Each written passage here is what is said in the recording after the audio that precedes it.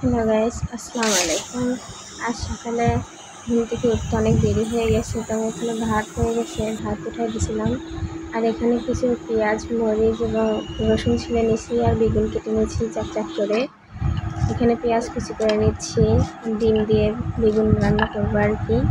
এটা নতুনত্ব রেসিপি, দেখে খুব লোভনীয় মনে হয়েছে, তাই রান্না করতে আসলাম। এতে এখানে মরিচ, পেঁয়াজ, রসুন কাটা শেষ। অ্যাকচুয়ালি আমি টমেটো কাটতে ভুলে গেছি, পরে আমি টমেটো কেটে নিয়েছি।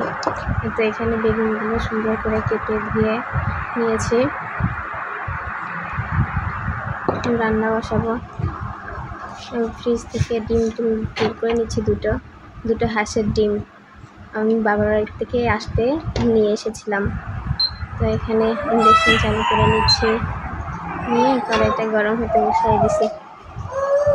আমার মেয়েটাও না খেয়ে আসে, তো তেল গরম হয়ে গেছে।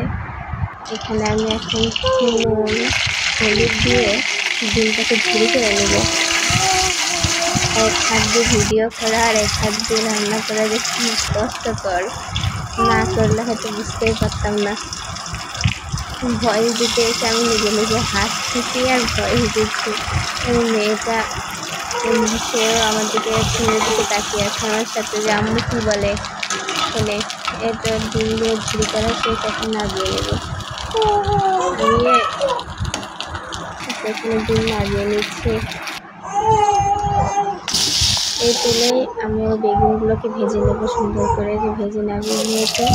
সবটাতে আসলে একটা পেঁয়াজ কুচি দিয়ে দিলাম, এরপর দেবো রসুন কুচি, তারপরে মরিচ কুচি দিয়ে দিব, দিয়ে একটু ভাজা ভাজা করে নিব।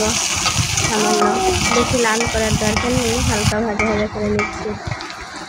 তো এরপর আমি টমেটো কাটতে ভুলে গিয়েছিলাম, তাই এই সময় দিয়ে টমেটো কেটে নিয়ে আসছি। টমেটো কেটে দিয়ে দিলাম, এখানে সব মশলা দিয়ে কষাবো। তো এখানে হলুদ গুঁড়া, জিরা গুঁড়া, ধনে গুঁড়া দিয়ে দিয়েছি, সামান্য মরিচের গুঁড়া দিয়ে দিয়েছি। আমার মেয়ে খাবে হালকা ঝাল। আমার মেয়েটা দুষ্টামি করতেছে আমার ভিডিওতে ভয়েস দেওয়ার সময়, কেউ ভয়েস দিবে। এখানে আমি মেয়েকে খাওয়ানোর জন্য ভাত বেড়ে নিচ্ছি, আর মেয়েটা ভীষণ বিরক্ত করতেছিল।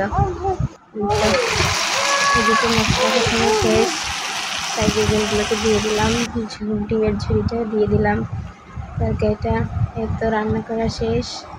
এখন আমি নিজেও খাবো। আর আজকে আমরা বাসা চেঞ্জ করতেছি, নতুন আরেকটা বাসায় যাব, তাই এগুলো গোছগাছ করতেছি, অনেক ব্যস্ত। আজকে এ পর্যন্তই, দেখা হবে নতুন বাসায় গিয়ে। বাইরে অনেক জিনিসপত্র আছে। আল্লাহ হাফেজ।